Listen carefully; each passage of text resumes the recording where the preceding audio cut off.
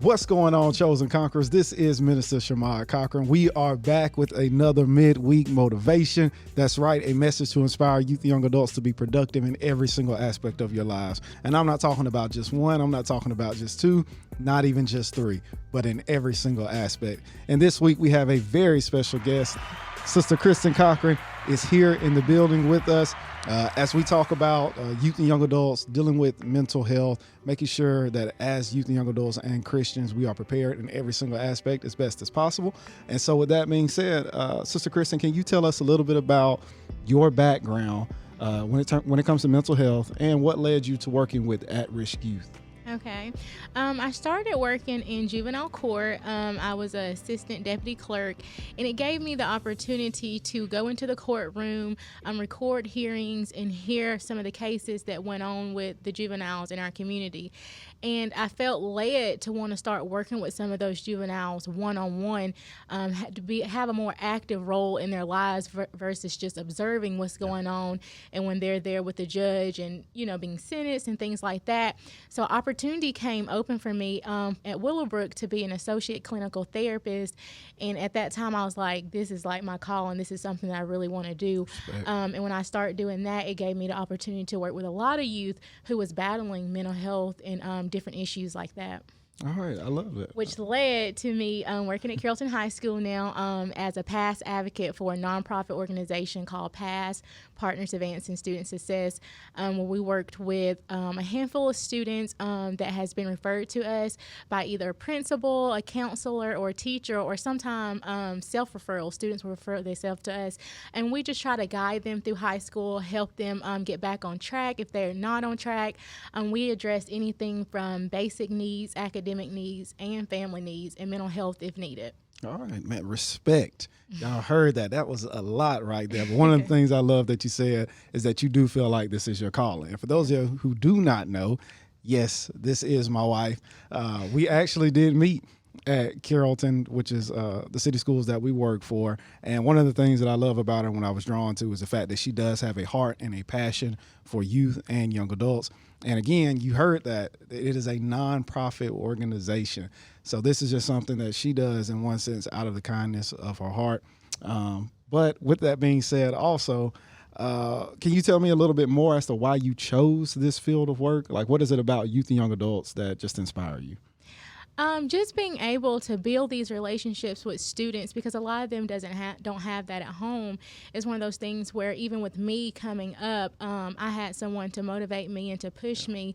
Coming from the background that I come from, I didn't always have everything or have what all other students and kids had. So having that positive role model in your life to push you and hold you accountable, it really meant a lot to me. And it's one of the things I like to do to give back to my community is let myself be a mentor to those students, let myself be a mentor to even some of those family members, and just show them that I can be a positive role model out there for them to help them in any aspect of their life, especially when it comes to school, if they're battling academically, mentally, or anything in their lives. Yeah. And one of the things that just stuck out then is when you said there are students who need help mentally. And unfortunately, in our society, especially if you agree, in African-American society, yes, that stigma of, well, there are mental issues here, like something is going on in my mind, I need help, I need to talk to someone. It seems to be that sometimes we'll push back on each other. Yeah. And you may see that from a parent to a child or from a child to another sibling, to try to keep things within the family. But can you just speak on why you feel it's important that as youth and young adults, if you have things that are going on, that you open up to someone? Yeah, it's very important. And like you said, in our culture and in our background, it's one of those things where, you grew up, what happened in this house, stay in this house. And that's not always healthy for students or, family members. And it may be one of those things where for generations and generations, it has been happening. And that's the only thing your parent know to do. But it is okay to talk to someone else about what's going on in your life, because mental health is real, and so many people battle with it, and it can be very harmful, not only to a family but to an individual and the people that they're around. Yeah, and I agree. And one of the things too when it comes to mental health, this is just me personally, I do feel like it can attack anyone. It can. There are times where all of us in our lives, we have battled mental thoughts. I'll give my testimony for those of you who do not know, several different times on many different occasions, how I myself battled mentally. I mean, it even got to the point to where I considered attempting suicide. That's just how low I had gotten in my life. So it's good to know that there are people not only, in our churches, in our community, but also in the school system that are willing to help youth and young adults. And I also feel like a lot of this stems from background. Things that have happened and maybe in the past in young people's lives that they haven't opened up to anyone. Can you give any encouragement to a young person as to what's the best way to open up? Like if you can't open up to a family member, please seek out a coach or a teacher or someone in the church, like a youth minister or a counselor or even a friend, somebody that you just really trust. If you're battling and you feel like either harming yourself or, you just feel like nobody is there for you, pray. I mean, there's so many different things that you can do, and just reach out. It's okay to talk to someone even if someone have told you not to do it.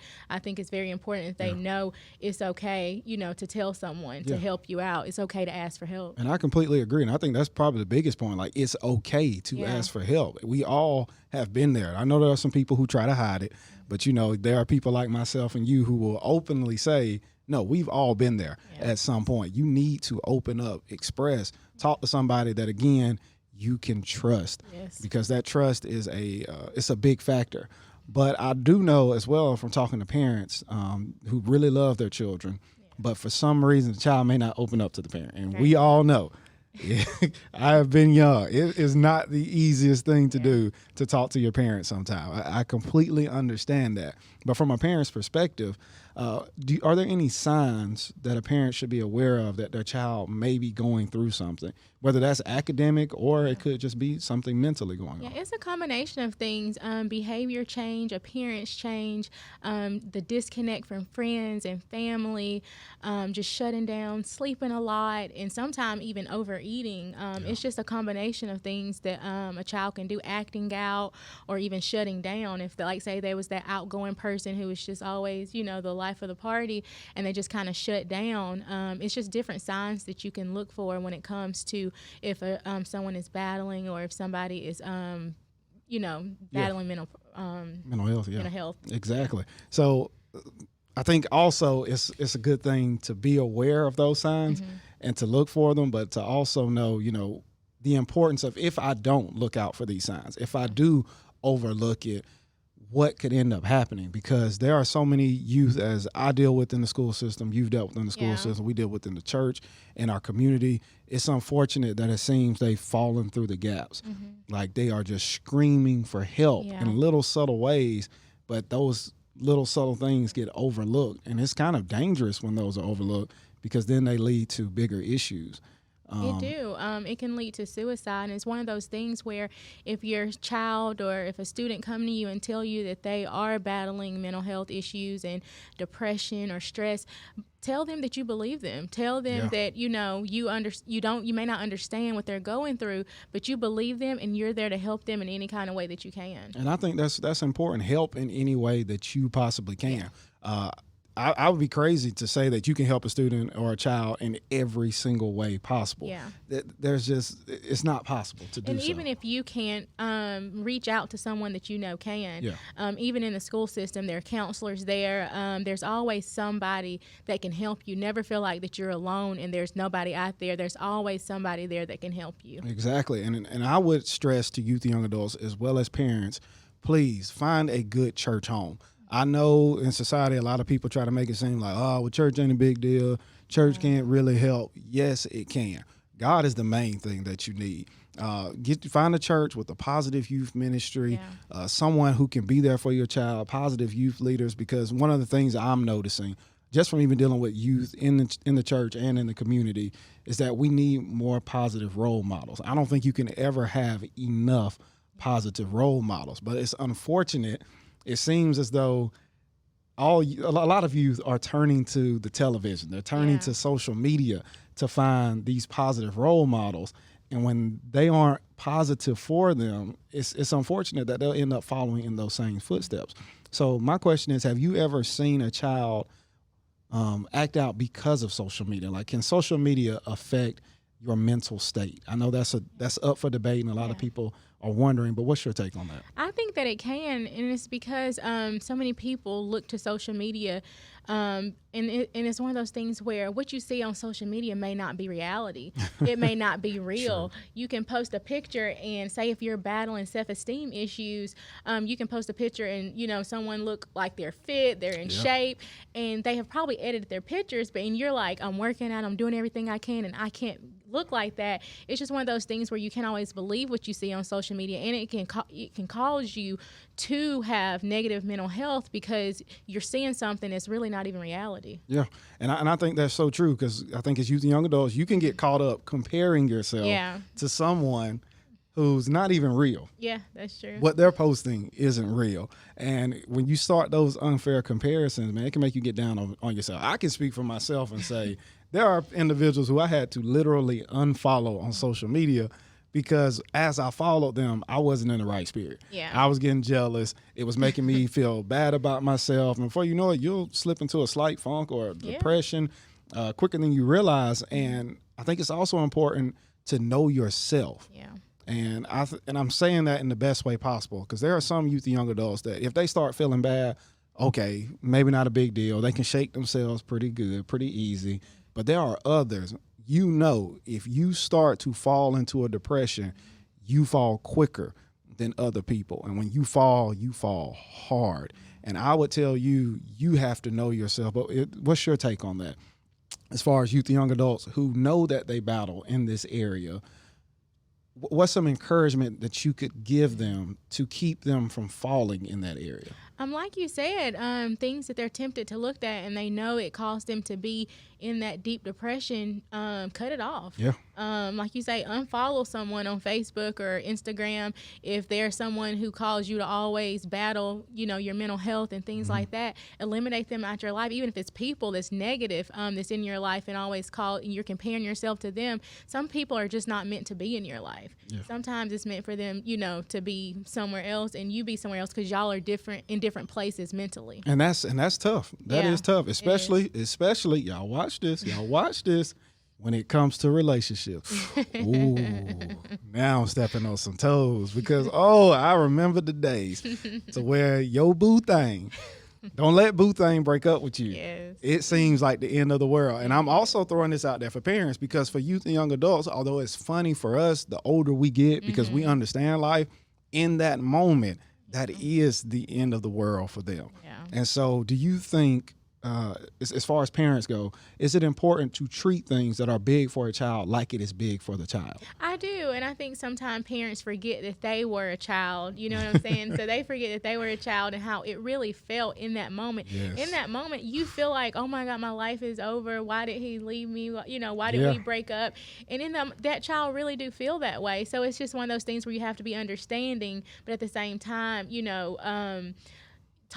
breathe life into them. Let them know that it's gonna be okay. That that it's gonna be okay, and that's not the end of the world. And they're gonna talk to someone else and find someone else. And even though in that moment they probably will not believe it, they'll be like, there's no one else in the world. Just let them know that you're there for them and you're there to listen. And don't always judge them whenever they do come to you like, oh, my life is over because he broke up with me or because she broke up with me. Just be that parent that can be understanding and an ear for your child to talk to. Exactly. We're not telling you to be your child's friend. We want you to be the parent, but at the same time, understand that you have been there. It does feel like the end of the world. And for some youth and young adults, it's unfortunate that might be their world.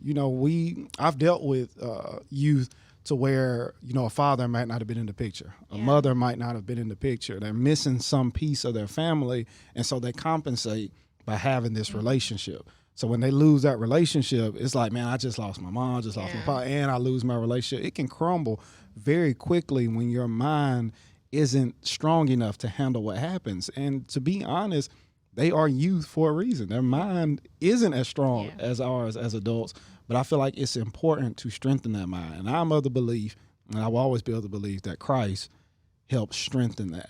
So can you talk a little bit about what you've noticed working with youth and young adults and how Christ has impacted their life for the positive. Yeah, it's just one of those things when you seek Christ, you have to always remember that he's always there for you no matter what. It's one of those things where he's faithful when it comes to his promises. And if he say that he's going to be there for you and he's going to help you through any situations, you have to believe that that's really true. And you have to stand on that and stand on faith and know that he's going to help you through it. Yeah, and I agree, because when it comes to Christ, I can promise you, if everyone else left you in this world, that's the one person that would be there. Yeah. And I cannot explain to you how many times he has been there for me and how many times I've messed up, but he's still forgiven me, because that's just who he is. So I do want to inspire youth and young adults. If you are going through, especially from a mental health standpoint, you need to find a good church. You really do. You need to talk to your parents. Put the pressure on them to take you to church. I agree. Call, see who has a church van. Make sure you find a way.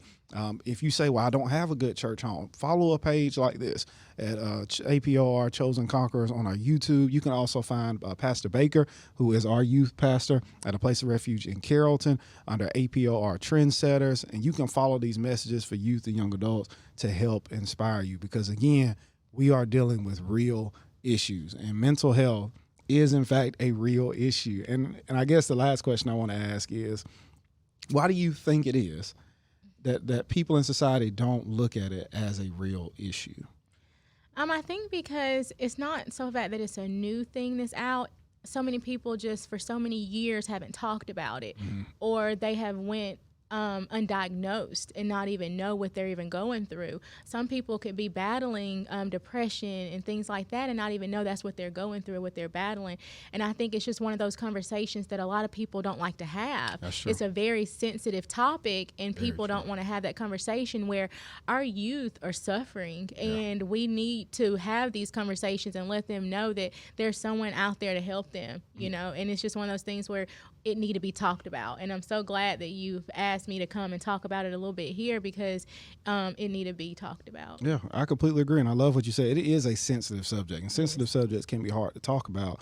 But at the same time, now that the issue is coming up, you also see, and this is a curveball, I'm throwing this one out here on the spot on it, but you also see a lot of companies, and who, in my opinion, this is just my opinion, this is not hers and mine, that try to take advantage of people in these situations, whether that be through medication or, their services. That, don't get me wrong, I do believe that they can help. And if they do help you, then I say continue to go for it. But I do believe Christ is the ultimate helper. Yes. I feel like for youth and young adults, that's the key factor, is do you have Christ in your life? And I know I'm going to get a lot of pushback from people that I've said that, but again, this is my opinion. You need Christ in your life. He is the one that can help like no other, like nobody else. And so I just want to take the time in the end to preach just a little bit to any youth out there, again, who may be going through. Find and get a relationship with Christ. Find a good church. Find positive people in your life that will motivate you with the word of God to do better and to fight. And that's probably the last thing I want to end with as well. You have to fight depression. You have to fight negative stereotypes. Yeah. You have to fight negative things that go on in your mind, because if you don't, you end up giving into it. In your environment. Sometimes people are battling against their environment. And it's like they have that positive role model at school, but when they go home, they don't have it. And it's just like they have to fight through that, because they know, it's going to be rewarding when I graduate from high school and I can change my environment by, making myself better and graduate. You know that firsthand. Yes, I do. Yes, you have to change your environment. You don't want the generation curse to continue with you. You want to break it. You have to break some of those chains and some of those stereotypes. My whole thing that pushed me is that I did not want to be a statistic. I didn't want to be that black girl coming from, the hood and not making it, getting pregnant at an early age, dropping out of school and not being successful. So, that was one of those things that kind of pushed me. I wanted to be different. Yeah. And I hope that encourages somebody to fight again against whatever may be trying to take you down, especially if it's your environment, but also be willing to change. And for any parents that are out there, I really hope that this helps inspire you to change your child's environment. I do know as children there's not a lot that we can do, but as parents, if you are watching this, then I am challenging you to change your child's environment. If there's something that's not positive, then change that. Put them around more positive people. Make sure they have more positive role models, and make sure we're changing generational curses, because mental health in one sense can be a generational curse. Things that happen to you don't have to happen to your child. Things that traumatize you when you were younger doesn't have to happen to your child. So let's make sure that we take the stance, because again, I believe we have been chosen to conquer this aspect of life as well. We've been chosen to conquer negative mental health and turn that into positive mental health. And again, the reason I know this is because you are a chosen conqueror. So please make sure that you go out and you conquer the world. Until next week, Chosen Conquerors, this is Minister Shamad. And again, Sister Kristen Cochran signing off, saying thank you and God bless.